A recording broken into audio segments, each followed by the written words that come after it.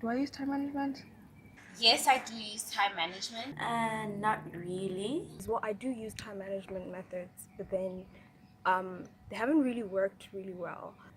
I do use time management, not as well as I should, but I do use it. In the sense that I always have like reminders and calendars that I use on every day. But I just struggle to do it because like I've went to so many time management courses that I realize it's just really not for me, but I do think it's important. Especially when I'm studying. So I study in slots of 25 minutes and then I break for 5 minutes. I do know if I do that, I'm gonna, I will improve in my studies and I'll do a lot better. In terms of like life, I don't use time management. I'm really bad at it. I started using a diary and it has helped. There are some things like I miss doing for the day, but I've realized that I'm getting better and better actually doing what I write in my diary for the day. I probably should add it to my life. It works for some people. Teach myself how to work with the person that I am, because I know I'm not a person who starts right away. I need to make sure that I accommodate those kind of things. I don't see why it wouldn't work for me.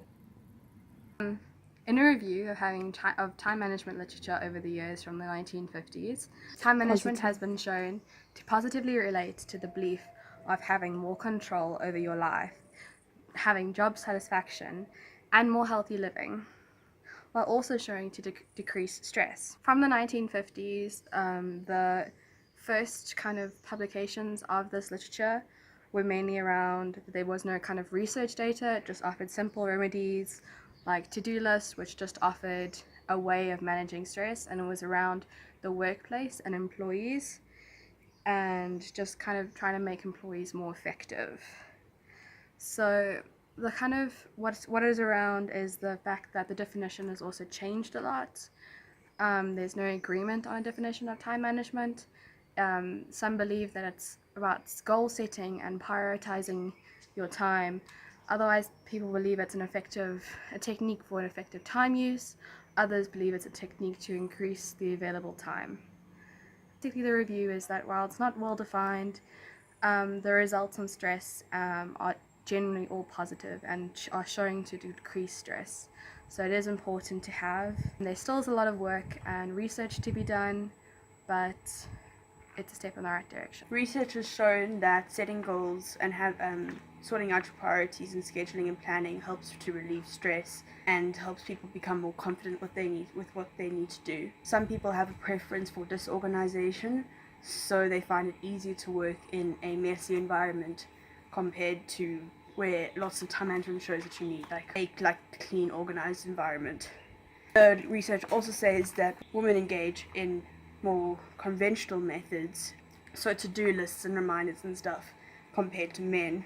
And women want to manage their time, whereas men want to control their time.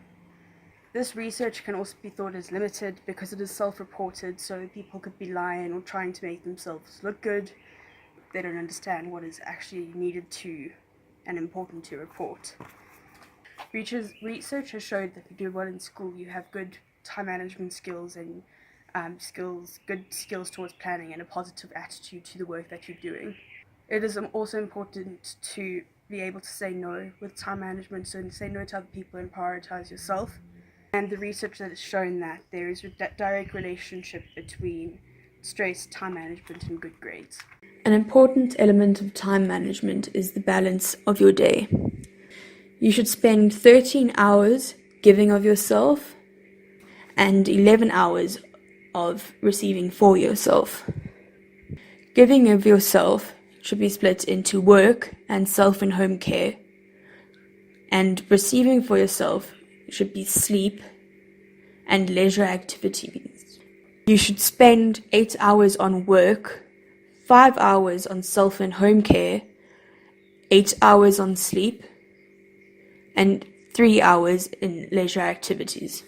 Possible activities in giving of yourself include chores, meals, studies, shopping, personal care, and overall cleanliness.